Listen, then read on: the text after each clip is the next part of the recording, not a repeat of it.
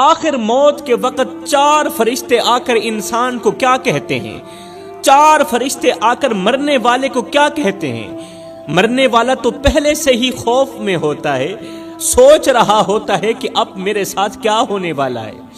دل میں ایک ہی سوال گردش کر رہا ہوتا ہے کہ میرے ساتھ اچھا سلوک ہوگا یا برا سلوک ہوگا، میری روح آسانی سے کھینچی جائے گی یا سختی کے ساتھ کھینچی جائے گی، میری اگلی منزل جنت ہوگی یا جہنم ہوگی، اور دنیا میں جو میں نے کیا اس کی جزا اور سزا مجھے ملے گی یا نہیں ملے گی۔ اور مرنے والا یہ بھی سوچ رہا ہوتا ہے کہ جو مال میں پیچھے چھوڑ کر جا رہا ہوں اس کا حساب مجھ سے لیا جائے گا یا پھر وہ مال استعمال کرنے والوں سے لیا جائے گا۔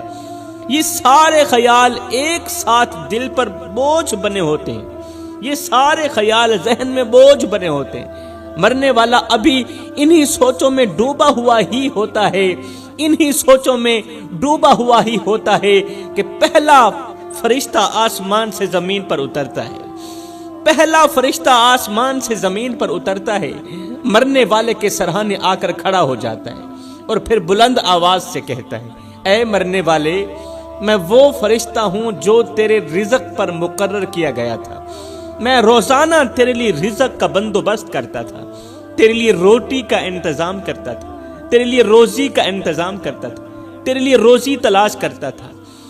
وہ کوئی اور نہیں تھا، وہ میں ہی تھا جس کی وجہ سے تو زندگی میں ایک رات بھی بھوکا نہیں سویا تھا، وہ کوئی اور نہیں تھا، وہ میری ہی وجہ تھی، وہ سب کچھ میں ہی کرتا رہا اللہ کے حکم پر۔ تیرے نصیب کی کتابوں میں جتنا کچھ تیرا رزق لکھا گیا تھا وہ سب میں نے تیرے پاس پہنچا دیا، نہ اس میں کمی ہوئی نہ دیر ہوئی، نہ کمی ہوئی نہ اس میں نہ دیر ہوئی، نہ زیادہ ہوا نہ ہی کم ہوا۔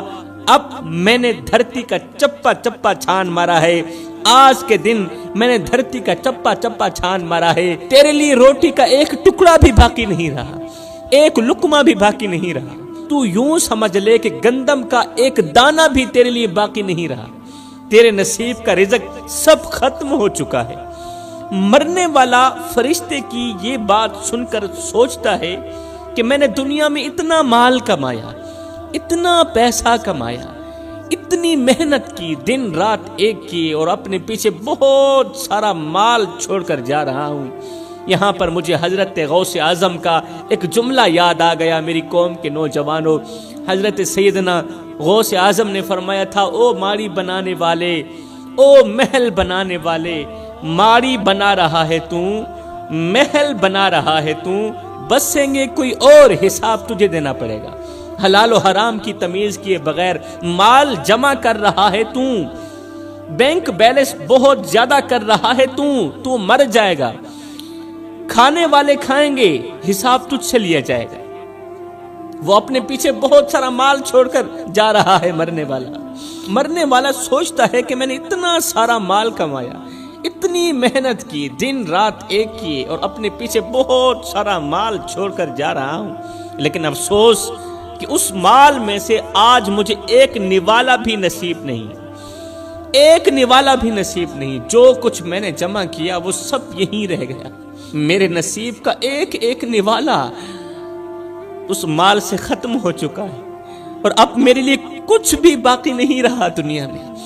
ابھی پہلے فرشتے سے بات چیت ختم نہیں ہوتی کہ اتنے میں دوسرا فرشتہ آسمان سے زمین پر اترتا ہے، اور یہ میت کے پیروں والی سائڈ سے کھڑا ہو جاتا ہے۔ دوسرا فرشتہ آسمان سے زمین پر اترتا ہے، مرنے والے کے پیروں والی سائڈ سے کھڑا ہو جاتا ہے، پھر بلند آواز سے کہتا ہے، او مرنے والے، میں وہ فرشتہ ہوں جسے تیرے پانی پر مقرر کیا گیا تھا، میری ڈیوٹی تھی کہ دنیا میں جہاں کہیں تیری قسمت کا پانی ہو، میں وہ پانی ڈھونڈ کر تلاش کر کے تیرے تک پہنچاؤں، چاہے وہ سفر میں ہو یا گھر میں ہو، قریب ہو یا دور ہو۔ لیکن افسوس، آج میں نے دنیا کا چپا چپا چھان مارا ہے، آج میں نے دھرتی کا چپا چپا چھان مارا ہے، ہر گلی ہر کونے میں میں نے دیکھا، مگر مجھے تیری قسمت کا ایک قطرہ پانی بھی نظر نہیں آیا، تیرے لیے ایک قطرہ پانی کا بھی باقی نہیں بچا۔ میں نے اپنی ڈیوٹی نبھانے میں ذرا بھی غفلت نہیں کی، دھرتی کا چپا چپا چھان مارا صرف تیرے لیے کہ تجھے ایک گھونٹ میسر ہو جائے، ایک گھونٹ پانی کا مل جائے۔ جو حکم ملا تھا میں نے وہ پورا کیا۔ اللہ نے میری ڈیوٹی لگا دی تھی نا، اللہ نے میری ڈیوٹی لگا رکھی تھی کہ میں نے تجھے پانی تلاش کر کے تیرے حلق کے نیچے لے کر جانا ہے۔ اب پوری دنیا میں، روئے زمین میں نے چپا چپا چھان مارا ہے، تیرے لیے پانی کا ایک قطرہ بھی باقی نہیں رہا۔ لہٰذا میں تمہیں بتلانے کے لیے آیا ہوں، آخری مرتبہ تیرے پاس آیا ہوں، تمہیں بتلانے کے لیے آیا ہوں کہ دنیا میں تیرے نصیب کا ایک گھونٹ پانی کا بھی نہیں بچا ہے، ایک گھونٹ پانی کا بھی نہیں بچا۔ لہٰذا اب تو اگلی دنیا کی طرف جانے والا ہے۔ مرنے والا چیخنے کی کوشش کرتا ہے یہ خبر سن کر کہ میرے لیے پانی کا ایک گھونٹ بھی باقی نہیں بچا دنیا میں۔ مرنے والا رونے کی، چیخنے کی کوشش کرتا ہے مگر چیخ نہیں سکتا، بس اس کی آنکھوں سے آنسو نکلتے رہتے ہیں۔ میرے محترم بھائیو، آپ نے غور کیا ہوگا کہ مرنے والے کی آنکھوں سے آنسو نکل رہے ہوتے ہیں۔ آپ کے ارد گرد حق ہمسائے، آپ کے گھر والوں میں سے جب کسی کا انتقال ہوا ہوگا، آپ نے غور کیا ہوگا کہ انتقال کے وقت، روح کے نکلتے وقت مرنے والے کی آنکھوں سے آنسو نکلتے ہیں، آنسو نکل رہے ہوتے ہیں۔ دراصل وہ اسی وجہ سے نکل رہے ہوتے ہیں کہ اب اس کا دنیا میں رزق اور پانی کا ایک گھونٹ بھی باقی نہیں رہا، نہ تو روٹی باقی رہی ہے، نہ تو ایک گھونٹ پانی کا باقی رہا ہے، ایک گھونٹ تو کیا ایک قطرہ بھی باقی نہیں بچا، کیونکہ اب اسے یقین ہو گیا ہوتا ہے کہ میں اپنی بیوی، بچے، اپنا مال سب کچھ چھوڑ کر اگلے جہان کو جا رہا ہوں۔ اگر وہ مرنے والا نیک ہوتا ہے تو خوشی کا اظہار کرتا ہے موت کے وقت، اگر وہ نیک ہوتا ہے، اگر وہ متقی پرہیزگار ہوتا ہے، پانچوں وقت کا نمازی ہوتا ہے، اگر وہ حق بولتا ہے، سچ کا ساتھ دیتا ہے، حق کا ساتھ دیتا ہے، اگر وہ دیندار ہوتا ہے، اگر وہ نیک ہوتا ہے نا مرنے والا، تو موت کے وقت وہ روتا نہیں ہے بلکہ وہ خوشی کا اظہار کرتا ہے، کہتا ہے شکر الحمدللہ، مجھے دنیا کے گھونٹ یا روٹی نوالے کی ضرورت نہیں ہے، مجھے دنیا کا مال نہیں چاہیے، میں نے تو اپنے رب کا دیدار کرنا ہے۔ سبحان اللہ۔ مگر جو گنہگار ہوتا ہے، جو بدکار ہوتا ہے، وہ افسوس کرتا کرتا خود کو ہی اذیت دینے لگتا ہے۔ وہ جب افسوس کرتا ہے تو اس کو تکلیف ملتی ہے، موت کے وقت بھی تکلیف ملتی ہے۔ ابھی دوسرے فرشتے سے بات ختم نہیں ہوتی کہ اتنے میں تیسرا فرشتہ آسمان سے زمین پر اترتا ہے۔ یہ فرشتہ مرنے والے کی دوسری جگہ کھڑا ہو جاتا ہے، دوسری جانب کھڑا ہو جاتا ہے اور بلند آواز سے افسوس کرتا ہوا کہتا ہے، اے مرنے والے، میں وہ فرشتہ ہوں جسے اللہ نے تیری طاقت پر مقرر کیا تھا، میں ہی تھا جو تجھے چلاتا تھا، اللہ نے میری ڈیوٹی لگا رکھی تھی، میں ہی تھا تجھے چلاتا تھا، تجھے پھراتا تھا، تجھے اٹھاتا تھا، تجھے بٹھاتا تھا، اور تیرے اندر قوت اور طاقت بھرتا تھا تاکہ تو اٹھ سکے، تاکہ تو بیٹھ سکے، چل سکے، پھر سکے۔ میں نے اللہ کے حکم سے تیرے اندر وہ طاقت بھری تھی جس کی وجہ سے تو مشکل کام آسانی سے کر لیتا تھا، مشکل ترین کام آسانی سے کر لیتا تھا، جس طاقت کے سہارے تو ہاتھیوں کو اٹھا لینے کی باتیں کرتا تھا، شیروں کو نچا لینے کے دعوے کرتا تھا، ہاتھیوں کو اٹھاتا بھی تھا، تو شیروں کو اپنی ایک انگل کے اشارے سے نچاتا بھی تھا، پہلوانوں کو گرا دیتا تھا، بڑے بڑے بہادروں کو ہرا دیتا تھا۔ تیری طاقت کے چرچے تھے، تیری قوت کے تذکرے تھے، اور تو اپنے مضبوط بازوؤں پر مان کرتا تھا، تکبر کرتا تھا۔ مگر افسوس، آج میں نے زمین کے ہر ایک کونے پر نظر دوڑائی ہے، پوری زمین چھان ماری ہے، دھرتی کا چپا چپا چھان مارا ہے، لیکن مجھے کہیں بھی تیرے حصے کی طاقت نہیں ملی۔ آج میں تجھے وہ قوت اور وہ طاقت مہیا کرنے سے قاصر ہوں جو کبھی تیرا مان ہوا کرتی تھی طاقت، کیونکہ اللہ نے تیرے حصے کی طاقت اس دنیا سے ختم کر دی ہے۔ انسان کتنا کمزور ہے میرے بھائیوں، انسان کمزور پیدا ہوتا ہے مگر طاقتور ہوتے ہی خود کو خدا سمجھنے لگ جاتا ہے۔ ہاں کمزور پیدا ہوتا ہے مگر 4 دن کی مہلت پا کر حضرت انسان اپنی اوقات بھول جاتا ہے۔ جب انسان اپنی اوقات بھول جاتا ہے تو پھر اسے اتنا پتہ بھی نہیں رہتا کہ مٹی کا کھلونا جیتے جی تو بہت شور مچاتا ہے، لیکن جب مرتا ہے تو پھر مر ہی جاتا ہے۔ اے حضرت انسان، تیرے غرور کی اوقات تو بس اتنی سی ہے، تیرے تکبر کی اوقات تو بس اتنی سی ہے کہ جب تو دنیا میں آیا تھا تو لوگوں نے ہی تیرے ننگے وجود کو ڈھانپا تھا، اور جب تو دنیا سے گیا تھا، مرا تھا، تو لوگوں نے ہی تیرے ننگے وجود کو ڈھانپ کر تجھے رخصت کیا تھا۔ تو غرور کس بات کا کرتا ہے؟ ایک قبرستان کے اوپر لکھا تھا، قبر کے ایک پتھر پر لکھا تھا کہ منزل تو تیری یہی تھی، بس زندگی گزر گئی آتے آتے، اور نادان کیا ملا تجھے اس دنیا سے، اپنوں نے ہی دفنایا تجھے جاتے جاتے۔ اے بندے، نہ کفن میں جیب ہے، نہ قبر میں الماری ہے، اور کمال کی بات تو یہ ہے کہ موت کا فرشتہ رشوت بھی نہیں لیتا، موت کا فرشتہ رشوت بھی نہیں لیتا۔ اللہ اکبر۔ اب اس کے دل پر بوجھ بڑھ جاتا ہے، مرنے والے کے دل پر بوجھ بڑھ جاتا ہے، اور وہ سوچنے لگتا ہے کہ کاش میں نے آج کے اس دن اور اس لمحے کو یاد رکھا ہوتا، کاش میں نے اپنی ساری زندگی غفلت میں نہ گزاری ہوتی، کاش میں نے اپنی طاقت پر مان نہ کیا ہوتا، کاش میرا ذہن اس بات کو مان لیتا کہ ایک دن ایسا آئے گا جب میں بالکل بے جان ہو جاؤں گا۔ مجھے تو اس چیز کا علم بھی نہیں تھا، میں نے زندگی میں کبھی سوچا بھی نہیں تھا کہ میرے ساتھ بھی یہ ہوگا۔ حضرت سیدنا یعقوب علیہ السلام نے فرمایا تھا، اے ملک الموت، اے فرشتے، جب تم میری روح نکالنے کے لیے آنا تو پہلے مجھے بتانا، پہلے مجھے بتانا۔ ملک الموت نے کہا ٹھیک ہے، اے اللہ کے نبی، جب میں آپ کی روح آپ کے جسم سے الگ کرنے کے لیے آؤں گا نا، پہلے میں تمہیں بتاؤں گا کہ میں آ رہا ہوں۔ وقت گزرتا گیا، حضرت یعقوب علیہ السلام کی زندگی کے دن مکمل ہو گئے، جتنا کھانا تھا کھا لیا، جتنا پینا تھا پی لیا، آپ کے نصیب کا رزق ختم ہو گیا۔ اللہ اکبر۔ ایک دن اسرائیل علیہ السلام آ گیا روح نکالنے کے لیے۔ اللہ کے نبی نے فرمایا، اے اسرائیل، میں نے تجھے کہا نہیں تھا جب میرے پاس آنا تو پہلے مجھے بتانا، جب میری روح نکالنے کے لیے آنا تو پہلے مجھے خبر دینا، پہلے مجھے خبر دینا۔ ملک الموت نے کہا، اے اللہ کے نبی، ایک بار نہیں 10 مرتبہ میں تمہیں بتا چکا ہوں کہ میں آپ کے پاس آ رہا ہوں، تیاری کر لیں۔ اللہ کے نبی نے فرمایا، وہ کس طرح؟ ملک الموت نے کہا، آپ کی داڑھی کے سفید بال، یہ میرا قاصد ہی تو تھا۔ داڑھی پہلے سیاہ تھی پھر سفید ہو گئی، وہ جو سفیدی تھی وہ سفیدی نہیں، وہ میرا قاصد ہی تھا کہ اب میں آپ کے پاس آنے والا۔ آپ کے ہی محلے میں فلاں جگہ پر فوت کی ہوئی تھی، کوئی مرا تھا، آپ نے جنازہ پڑھایا تھا۔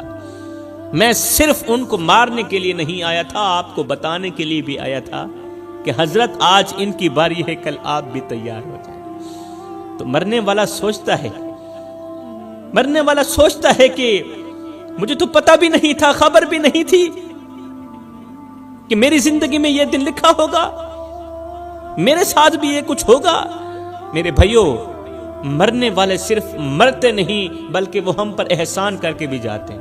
اب فرشتہ کہتا ہے، او مرنے والے، اللہ تعالیٰ نے مجھے تیری سانس پر مقرر کیا تھا، میری ڈیوٹی تھی کہ میں تیری سانسوں کو سلامت رکھوں، میں تیری چلتی سانسوں کو اور چلانے میں مدد دوں، میں تیری مدد کروں، تجھے سانس مہیا کروں، ایک سانس کے بعد دوسری نئی سانس مہیا کروں، وہ قیمتی سانس جو لاکھوں میں بھی نہیں خرید سکتے، وہ قیمتی سانس جو کروڑوں میں بھی نہیں خریدا جا سکتا، میں تجھے زندگی بھر مفت میں وہ سانس مہیا کرتا رہا جو کروڑوں میں بھی نہیں خریدی جاتی، جو کروڑوں سے بھی بڑھ کر قیمتی ہے، میں وہ سانس اللہ کے حکم سے تجھے مفت میں مہیا کرتا رہا۔ ہر صبح جو تو جاگتا تھا وہ میری اجازت سے ہی جاگتا تھا، اللہ کے حکم سے۔ ہر صبح اور ہر نیند کے دوران اور نیند کے وقت جب تو جاگتا تھا، جب تو سوتا تھا، جب تو سانس لیتا تھا نا، تو میری ہی اجازت پر لیتا تھا۔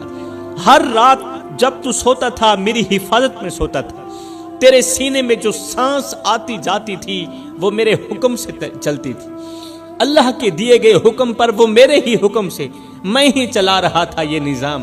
لیکن آج میں تجھے یہ بتانے آیا ہوں کہ تیرے حصے کی سانسیں پوری ہو چکی ہیں، اب تیرے لیے ایک سانس بھی باقی نہیں رہی۔ میں صرف اتنا بتانے کے لیے آیا ہوں کہ تیرے لیے ایک سانس بھی باقی نہیں رہی۔ میں نے تیرے لیے جتنی سانسیں لکھی گئی تھی وہ سب تجھے دنیا میں پوری دے دی ہیں، پوری دے دی ہیں، ڈنڈی نہیں ماری، میں نے تیرے ساتھ دھوکہ نہیں کیا۔ اب نہ میں تجھے ایک سانس آگے دے سکتا ہوں اور نہ ہی ایک لمحہ پیچھے کر سکتا ہوں تیرے لیے، کیونکہ اللہ کے حکم سے تیرے نصیب کی سانسیں اس دنیا میں ختم ہو چکی ہیں۔ فرشتے کی یہ بات سن کر کہ اللہ کے حکم سے تیرے نصیب کی سانسیں اس دنیا میں ختم ہو چکی ہیں، فرشتے کی یہ بات سن کر مرنے والا اندر سے ایک دم ٹوٹ جاتا ہے، جس طرح وہ مرنے سے پہلے مر چکا ہو۔ اسے یقین ہو جاتا ہے کہ اب واپسی کا کوئی راستہ نہیں ہے، اب نہ سانس باقی ہے، نہ طاقت، نہ پانی، نہ رزق، اور وہ سمجھ جاتا ہے کہ اب اصل سفر شروع ہونے والا ہے، اب اگلے جہان والا سفر شروع ہونے والا ہے، وہ سفر جس میں دنیا کی کوئی چیز ساتھ نہیں جائے گی، کوئی چیز ساتھ نہیں جائے گی۔ میں نے کہا ہے نہ کفن میں جیب ہے، نہ قبر میں الماری ہے، اور کمال کی بات تو یہ ہے کہ موت کا فرشتہ رشوت بھی نہیں لیتا۔ اس کے بعد پھر کیا ہوتا ہے؟ حضرت سیدنا اسرائیل علیہ السلام، جسے ملک الموت کہا جاتا ہے، مرنے والے کی چارپائی پر لیٹے ہوئے شخص کی روح نکالنا شروع کر دیتے ہیں۔ انسان کی یہ روح پیروں سے نکلتی ہوئی اوپر کی طرف آتی ہے، سر کی طرف آتی ہے، اور جب یہ روح دل اور پھیپھڑوں تک پہنچتی ہے تو یہ وہ لمحہ ہوتا ہے کہ جب انسان پہلی مرتبہ فرشتوں اور شیطانوں کو دیکھتا ہے۔ پہلی مرتبہ فرشتے کو بھی اپنی آنکھوں سے دیکھتا ہے اور شیطان کو بھی پہلی مرتبہ اپنی آنکھوں سے دیکھتا ہے۔ وہ سب کچھ جو دنیا میں آنکھوں سے اوجھل تھا اچانک اس کے سامنے آ جاتا ہے۔ فرشتے اوجھل تھے، اس کے سامنے آ جاتے ہیں۔ شیطان اوجھل رہتا ہے دنیا میں، مگر موت کے وقت مرنے والے کی بالکل آنکھوں کے سامنے آ جاتا ہے۔ اور جب یہ روح مکمل طور پر نکل جاتی ہے تو انسان کی آنکھیں مکمل طور پر کھل جاتی ہیں، انسان آنکھیں پھاڑ پھاڑ کے آسمان کی طرف دیکھنے لگتا ہے۔ جسم بے جان ہوتا ہے مگر آنکھیں حقیقت دیکھ رہی ہوتی ہیں، اور انسان آسمان کی طرف دیکھنا شروع کر دیتا ہے۔ یہی وہ لمحہ ہوتا ہے جب وہ پہلی مرتبہ اپنی روح کو آسمان کی طرف جاتا ہوا دیکھتا ہے مرنے والا۔ میرے محترم بھائیوں، آج کا نوجوان بہت ہی غافل ہو چکا ہے، آج کے نوجوان بہت ہی غافل ہو چکے ہیں۔ آج کے نوجوان زندگی رب کی مرضی کے مطابق نہیں گزارنا چاہتے، بلکہ اپنی مرضی کے مطابق گزارنا چاہتے ہیں اور گزار رہے ہیں۔ اپنی قیمتی زندگی کو غفلت کے نام کر دیا۔ اے نوجوان، ذرا سوچ جب وہ لمحہ آئے گا کہ آپ کا جنازہ تیار ہوگا، ماں رو رہی ہوگی، بیوی چیخ رہی ہوگی، بچے آپ کے سینے سے لپٹ کر رو رہے ہوں گے، گھر کا ہر کونا ماتم کر رہا ہوگا، اور ہر آنکھ میں ایک ہی سوال ہوگا کہ یہ سب اتنا جلدی کیوں ہو گیا، یہ سب اتنا جلدی کیسے ہو گیا، ہم نے تو سوچا بھی نہیں تھا۔ کوئی آپ کو روک نہیں سکے گا، کوئی آپ کو اپنے ساتھ نہیں رکھ سکے گا، کیونکہ موت کے وقت کی گھڑی میں نہ ماں کی دعا کام آئے گی، نہ بچوں کی چیخیں کام آئیں گی، کیونکہ اس وقت تمہارا وقت ختم ہو چکا ہوگا۔ پھر وہ لمحہ بھی آئے گا جب 4 آدمی آپ کو اپنی کندھوں پر اٹھائیں گے، ہزاروں لوگوں کے بیچ آپ جا رہے ہوں گے، لیکن آپ بول نہیں سکیں گے۔ دل کے اندر بہت کچھ کہنے کو ہوگا مگر زبان ہمیشہ کے لیے بند ہو چکی ہوگی۔ آپ کی زبان بند ہوگی، آپ کے ہاتھ پاؤں رک گئے ہوں گے، اور جسم کی خاموشی صاف بتا رہی ہوگی کہ اب اس جسم کے اندر کچھ بھی باقی نہیں رہا۔ اب اس جسم کے اندر نہ طاقت ہے، نہ قوت ہے، نہ تو اس کے اندر اختیار ہے۔ اب اختیار ختم ہو گیا ہے، اب طاقت ختم ہو گئی۔ اور سب سے خوفناک لمحہ جب آپ کو قبر میں اتارا جائے گا، وہ جگہ جہاں نہ آواز جاتی ہے، نہ کوئی لوٹ کر دیکھتا ہے۔ سفید کفن میں لپٹے ہوئے جسم کو 4 آدمی قبر کے اندر اتاریں گے۔ اللہ فرماتا ہے، او میرے بندے، شکر کر ہم نے تجھے موت عطا کر دی اور ہم نے تجھے قبر جیسا خوبصورت مکان دیا ہے۔ ایک کتا بھی تو مر جاتا ہے، گھسیٹ کے روڑی پہ ڈال دیا جاتا ہے، बकरी भी तो मरी थी, घसीट के रूढ़ी पे डाल दी गई। ए मेरे बंदे, अगर तुझे भी घसीट कर रूढ़ी पे डाल दिया जाता तो क्या था? अगर तेरी मैयत को भी जला दिया जाता तो क्या था? फरमाया नाना ये मेरा शाहकार है, पहले इसे गुस्ल दो, फिर इसको चिट्टा लिबास पहना दो, लट्ठे का सूट पहना दो। मेरे शाहकार ने सारी जिंदगी गुर्बत में गुजारी है, कभी महंगा सूट नहीं पहन देखा, कभी लट्ठे का सूट नहीं पहन देखा। इसे लट्ठे का सूट पहना दो और जगह जगह पर खुशबू भी लगा देना, जगह जगह पर खुशबू लगा देना। आज दुश्मन भी तेरा मुंह देखने आ रहा है, आज जमाना तेरी जियारत करने को आ रहा है। ईमान से बता, क्या ये तेरा काला चेहरा दिखने के काबिल है? क्या ये जियारत के लायक है? ये तेरा प्रोटोकॉल है। अल्लाह ताला ने तुझे कितनी इज्जत दी। फिर फरमाया इसे उठाओ, कब्रिस्तान की तरफ ले जाओ। आज लोगों ने तुझे अपने कंधों पर उठाया हुआ है। फरमाया एक बंदा भी नहीं, 4 बंदे उठाएं, और हाँ कंधा भी बदलते रहना, और हाँ आहिस्ता आहिस्ता चलना, कहीं मेरे शाहकार को धक्का भी ना लग जाए। आज तू दूल्हा बना हुआ है, जमाना तेरी बारात बनी हुई है, और तेरा प्रोटोकॉल इतना है कि आज इमाम काबा भी आ जाए तो वो भी पीछे है, तेरी लाश आगे है। अब मेरा अल्लाह फरमाता है मेरे बंदे देख तो सही, हमने तेरे साथ कितना अच्छा सलूक किया, हमने तुझे कितनी इज्जत दी है। बता तो सही तूने हमें क्या कुछ दिया है? क्या कुछ दिया है हमें? हमने तुझे देखने के लिए आंखें दी, छूने के लिए हाथ दिए, चलने के लिए पैर दिए। एक आंख खराब हो जाए मैं लाखों करोड़ों रुपए लगा देने को तैयार हूं कि किसी न किसी तरह वो आंख, वो नजर वापस आ जाए, दोबारा वापस लौट आए। अगर दिल का वाल खराब हो जाए तो मैं लाखों करोड़ों रुपए लगा देने को तैयार हूं कि किसी न किसी तरह मेरा दिल ठीक हो जाए।